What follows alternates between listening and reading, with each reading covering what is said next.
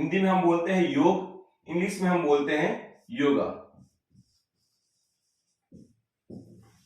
बहुत important topic है, इसमें से 10 क्वेश्चन बराबर आते हैं फिजिकल एजुकेशन के एग्जाम में। जो पीटीए का एग्जाम आता है उसके अंदर लगभग 10 क्वेश्चन इसके अंदर से पूछे जाते हैं। बिल्कुल आसान सा टॉपिक है, तो आज इसकी शुरुआत करते हैं, शुभारंभ श्री गणेश कर ही देते हैं। तो योग, मूलतः योग का अर्थ क्या होता है? योग संस्कृत भाषा का शब्द है। किसका? संस्कृत भाषा का शब्द है। भाषा कौन सी है? संस्कृत भाषा का शब्द है। संस्कृत भाषा के शब्द के अंदर एक क्रिया रूप आता है जिसे हम कहते हैं युज। युज संस्कृत भाषा के एक क्रिया रूप युज से बना है योग। युज का अर्थ क्या होता है? युज का अर्थ होता है जोड़ना, जोड़ना या मिलाना, जोड़ना या मिलाना, या इसका संज्ञा रूप होता है मिलन, मिलन या संयोग, मिलन या संयोग। इनमें से कोई भी आपको दे सकता है और बोल सकता है कि योग का अर्थ क्या है। योग संस्कृत भाषा के युज धातु शब्द से बना है जिसका अर्थ होता है जोड़ना या मिलाना, और इसका संज्ञा रूप होता है मिलन या संयोग। अब जोड़ना, मिलाना, मिलन या संयोग किससे है? तो हमारे हिंदू धर्म के अंदर एक पौराणिक मान्यता है कि हम सभी ईश्वर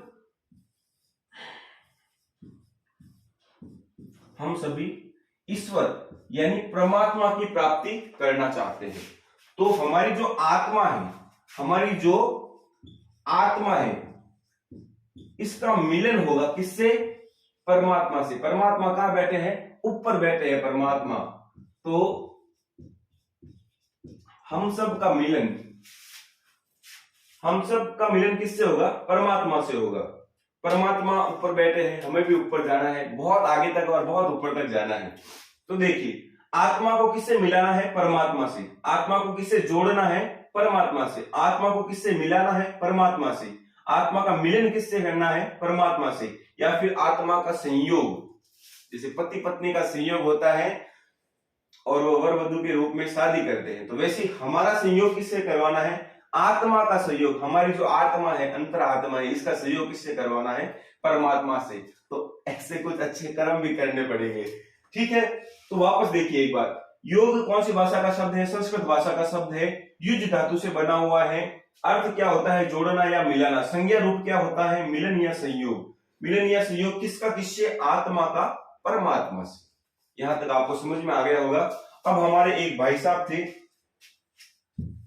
जो बहुत पहले उनको पता था कि नरपत सर योग पढ़ाएंगे, तो उसके लिए वो डेफिनेशन लिख के गए हैं। तो उन डेफिनेशन, उन जो परिभाषा है उनकी हम चर्चा करेंगे, उन डेफिनेशंस की हम चर्चा करेंगे।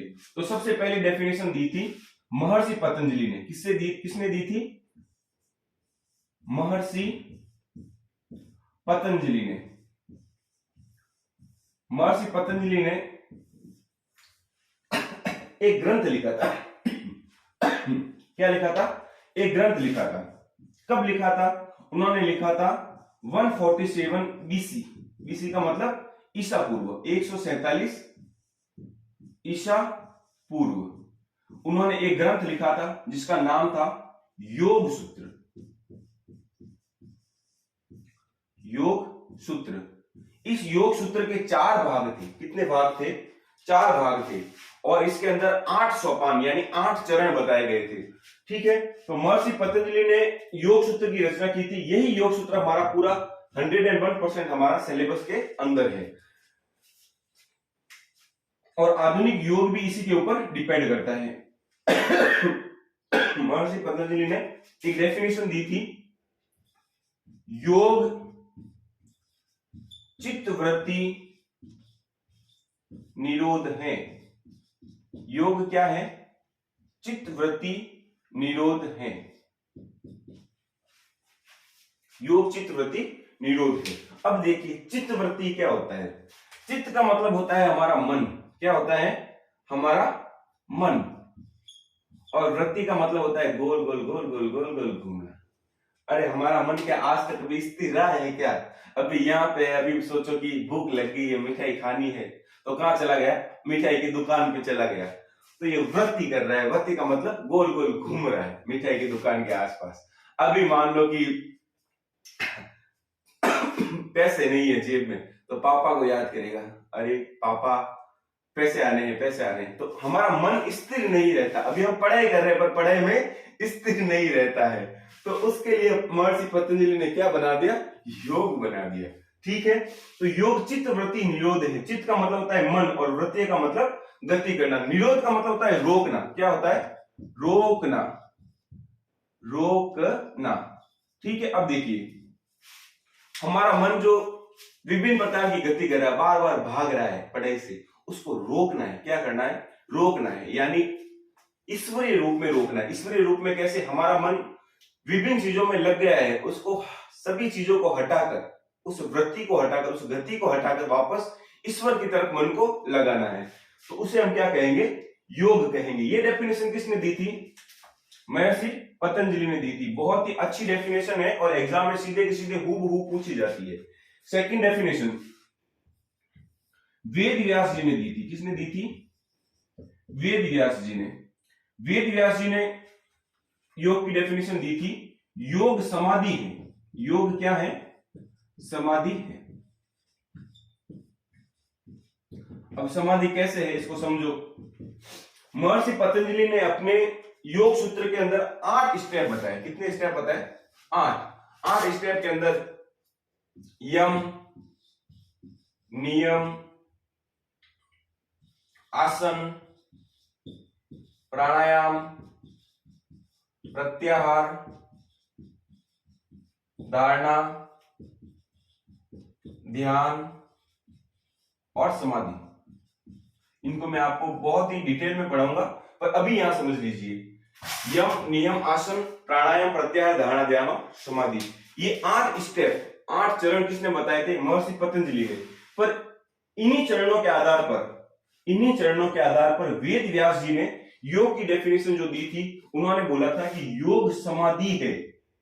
योग क्या है? समाधि है। ये देखो 8वां जो चरण है, 8वें सोपान पे जब अपन पहुंचेंगे तो हमारा योग कंप्लीट हो जाएगा। ठीक है, तो उन्होंने सीधे 8वें चरण पर छलांग लगा दी है, सीधे 8वें स्टेप पे पहुंच गए। कौन?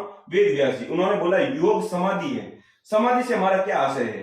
हमको मिलना किससे है? अरे हमको मिलना किससे है? परमात्मा से। किससे मिलना है?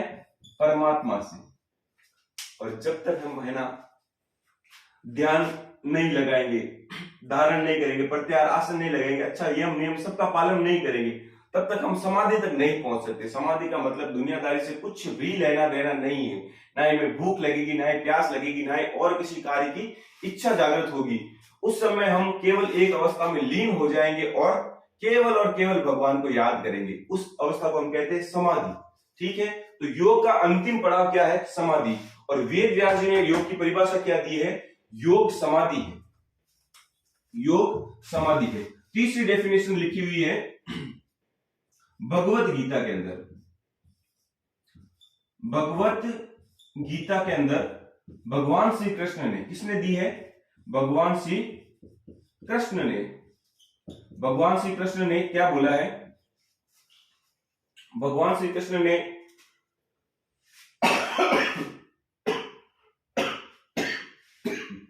बोला है योग कर्मसु कौशलम। क्या बोला है? योग कर्मसु कौशलम। योग कर्मसु कौशलम। अब देखिए योग कर्मसु कौशलम अर्थात जो योग है वो कर्मों को, यानी जो हम कार्य कर रहे हैं उसको कुशलता पूर्वक, कौशलम क्या मतलब होता है? कुशलता पूर्वक करने का एक तरीका है। हम जो भी कार्य कर रहे हैं उसको अपन कुशलता से करें। और हमारा कार्य क्या है? हमारा कार्य क्या है? परमात्मा से मिलना। यही हमारा कर्म है। जो भी हम दुनिया में कर्म कर रहे हैं वो बाद में जाकर वो कर्म हमें कहां मिलाएंगे? परमात्मा से मिलाएंगे। तो भगवत गीता में भगवान श्री कृष्ण ने कहा है योग कर्मसु कौशलम, यानी योग हमारे कार्यों को कुशलता पूर्वक, कर्मों को कुशलता पूर्वक करने का तरीका है। चौथी डेफिनेशन दी है आगम ने। किसने दी है? आगम ने।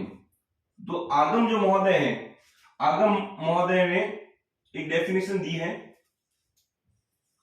शिव एवं शक्ति, शिव एवं शक्ति, शक्ति के बारे में ज्ञान ही योग है। शक्ति के बारे में ज्ञान ही योग है। अब देखिए, शिव यानी भगवान शिव, शक्ति यानी उनकी अर्धांगिनी शक्ति के बारे में ज्ञान ही योग है। अब देखिए, जो आगम महोदय थे वो भगवान शिव और शक्ति की पूजा करते थे, और हमने रामायण महाभारत में कई बार सुना होगा महायोगी। महायोगी कौन है? जो हमेशा ध्यान में लीन रहते हैं। वो भी कौन है? कैलाश पर्वत के ऊपर हमेशा ध्यान में लीन रहते हैं। वो हमारे परमात्मा कौन है? शिव। शिव। तो आगम महोदय ने अपने परमात्मा किसको माना है? शिव एवं शक्ति को। तो शिव एवं शक्ति के बारे में ज्ञान यानी इनको जानना ही योग है, क्योंकि यही है महायोगी। कौन है महायोगी? कौन है? भगवान शिव ही तो है। ठीक है, तो शिव एवं शक्ति के बारे में ज्ञान ही कौन क्या है? योग है। ये डेफिनेशन किसने दी थी? आगम महोदय ने दी थी। 5 डेफिनेशन है डॉक्टर संपूर्णानंद। डॉक्टर संपूर्णानंद ने डेफिनेशन दी थी और छठी डेफिनेशन दी है भारती कृष्ण तीर्थ ने। भारती कृष्ण तीर्थ जी, इन्होंने जो डेफिनेशन दी है वो भी सुन लीजिए। डॉक्टर संपूर्णानंद ने क्या बोला है? डॉक्टर संपूर्णानंद ने कहा है योग आध्यात्मिक कामधेनु है। कामधेनु है। ठीक है, योग आध्यात्मिक कामधेनु है। और भगवान एवं व्यक्ति की एकता ही योग है। ये डेफिनेशन दी है भारती कृष्ण तीर्थ ने। देखिए, अब दोनों डेफिनेशन को समझते हैं। डॉक्टर संपूर्णानंद, संपूर्णानंद ने संपूर्ण चीजें मांग ली। योग के अंदर क्या मांग लिया? संपूर्ण। अब देखो, हमारी जो संपूर्ण मनोकामनाएं हैं वो कौन पूरी करती है? कामधेनु। रामायण के अंदर, महाभारत के अंदर एक गाय को बताया गया था, कामधेनु। कामधेनु वह गाय है जिससे हम जो भी मांगेंगे वो हमें दे देगी। तो अब देखिए, आध्यात्मिक, आध्यात्मिक का मतलब होता है जो भगवान के ग्रंथ होते हैं, या जो भगवान के भजन गीत, या फिर जो भगवान से रिलेटेड जो पुस्तकें होती है जिसे हम पढ़ते हैं, जिससे हमें ज्ञान होता है, उसको हम कहते हैं आध्यात्म। तो आध्यात्मिक कामधेनु, कामधेनु मतलब हम जो भी चीज मांगेंगे वो मिल जाएंगी, वो कामधेनु गाय है।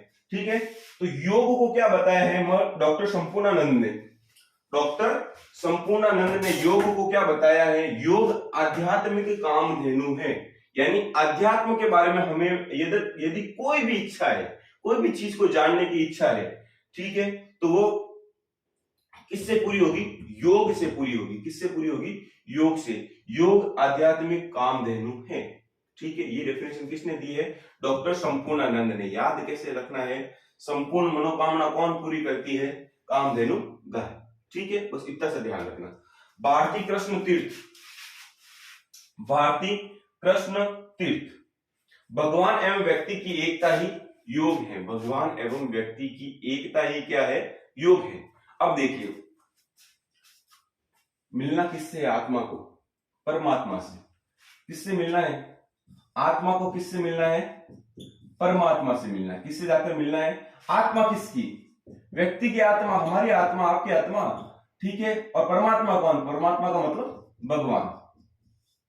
ठीक है, तो जब भगवान और व्यक्ति, ये भगवान है और ये व्यक्ति है, दोनों एक हो जाएंगे, ठीक है, उनकी एकता हो जाएगी, तब उस चीज को हम क्या बोलेंगे? योग। योग का मतलब जुड़ा। ठीक है, तो भारती कृष्ण तीर्थ ने क्या परिभाषा दी थी? भगवान एवं व्यक्ति की एकता ही क्या है? योग है। 6 के 6 डेफिनेशन बहुत ही इंपॉर्टेंट है। डेफिनेशन तो योग की कम से कम 50 है, ठीक है, पर इन 6 डेफिनेशन को लगातार एग्जाम में पूछा गया है हर बार, चाहे 2011 का एग्जाम ले लो, 13 का ले लो, 18 का ले लो, ठीक है, कोई सा भी एग्जाम देख लेना, एक डेफिनेशन आपको आराम से मिलेगी। और हर पेपर के अंदर आपको योग का अर्थ या भाषा कौन सी है या इसका शब्द क्रिया रूप कौन सा यूज, ठीक है, ये चीज इंपॉर्टेंट है, आप ध्यान रखना। वापस एक बार देख लेते हैं। महर्षि पतंजलि ने महर्षि पतंजलि ने क्या डेफिनेशन दी थी? योग चित्त वृत्ति निरोध है। दूसरी डेफिनेशन दी थी वेद व्यास जी ने, योग समाधि है।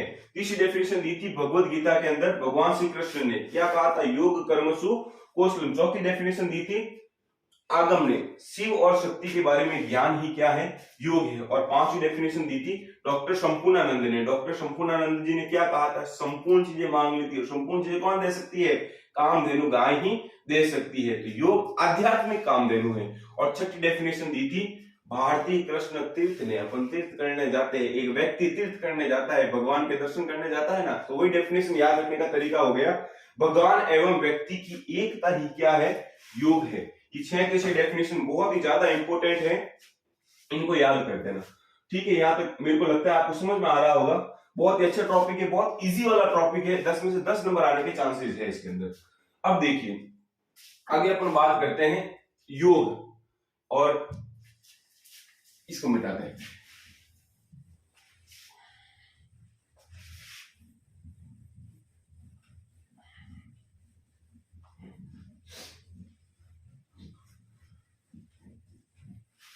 इसको मिटा दिया है, बस यही कारण है कि मैं आपको पहले क्या करता था कि लिख के रखता था, क्योंकि टाइम इसमें लग जाता है ज्यादातर।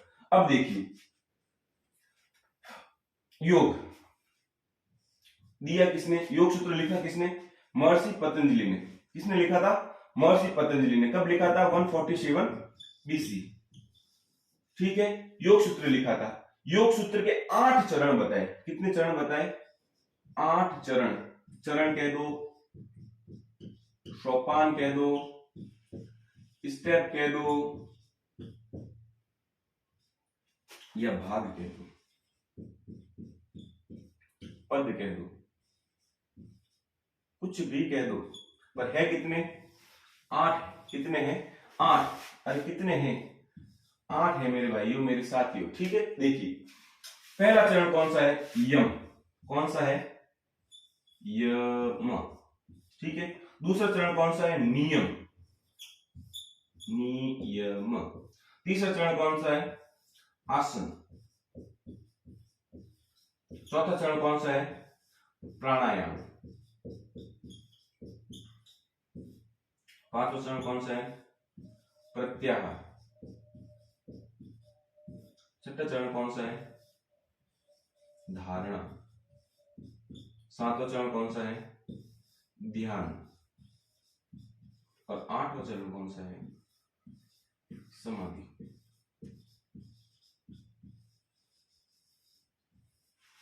मिलना किससे है?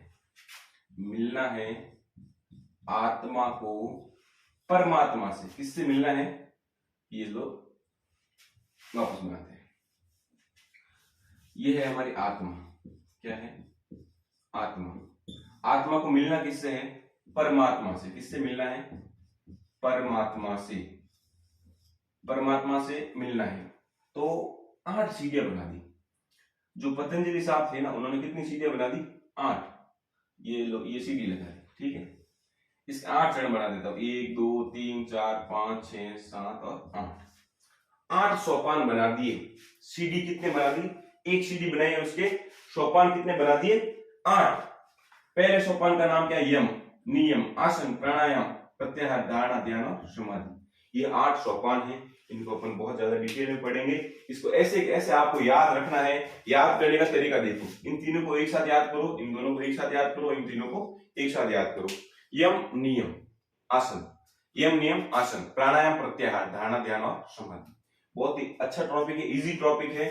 क्वेश्चन पूछा जाता है कि योग के 8 सोपान किसने दिए थे? तो महर्षि पतंजलि ने दिए थे। कौन से ग्रंथ में दिए थे? योग सूत्र के अंदर दिए थे। योग सूत्र कब लिखा था? तो योग सूत्र लिखा था सूत्र काल के अंदर 147 बीसी के अंदर। कितने सोपान बताए थे? 8 सोपान बताए थे। कौन कौन से? यम, नियम, आसन, प्राणायाम, प्रत्याहार, धारणा, ध्यान और समाधि। उम्मीद करता हूं आपको यहां तक समझ में आया होगा। वीडियो ज्यादा लंबी हो जाएगी तो मेरे ज्यादा जीबी खाएगी, तो अपलोड करने में थोड़ी प्रॉब्लम आएगी, इसलिए मिलते हैं अगली वीडियो में इसी जोश और उत्साह के साथ। लगातार टच में बने रहिए। पीटीए की वैकेंसी आ गई है, बहुत कम पोस्टें हैं।